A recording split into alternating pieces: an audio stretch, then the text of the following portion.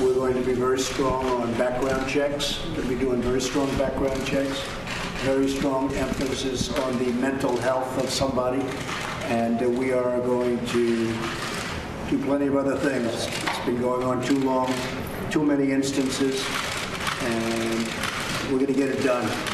This solution is not going to be a singular thing. It's going to be multifaceted, and it's going to be created by a collection of different people working together. And people are dying, and we have to stop this. We have to stop. If he's not old enough to buy a drink, to go and buy a beer, he should not be able to buy a gun at 18 years old. Fix it. Should have been one school shooting, and we should have fixed it. And I'm pissed, because my daughter I'm not going to see again. President holding a very emotional listening session at the White House earlier today on the issue of school safety, mass shootings. Joining us now with reaction, Fox News contributor Tomi Lahren is with us, Turning Point USA founder Charlie Kirk, and RNC spokesperson Kayleigh McEnany are with us. To me, the solution is simple, is that every school should have a full threat assessment, security assessment. Retired armed military, retired armed police need to be in the schools to be a front line of defense, and many said that tonight.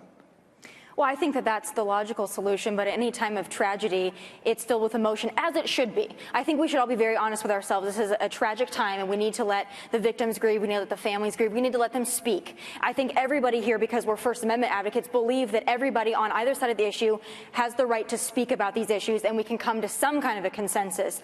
But I do think that we also need to tackle the cultural problems at play. It's not just a gun problem, and we should be able to have that conversation. It's got to be full, but if we decided, Charlie, that we wanted every single school in America safe, we could do that. We're capable of doing big things. You bring a great point about the threat assessment. It's amazing how many of these schools have not been properly analyzed, and they don't even know what to do in the case of a horrific shooting. But in moments like these, this will really define the nation's character and what our founding principles are. We should be deeply troubled by what happened, but we also have to stay principled to what we as freedom-loving Americans really believe. And this is really where it's going to take us to double down and say, you know what, we do think we should have mental health checks, but we shouldn't sacrifice our Second Amendment rights. But there's common sense, like you said, these threat assessments, securing these schools. We heard Mr. Pollack just then, who lost his daughter in that soundbite.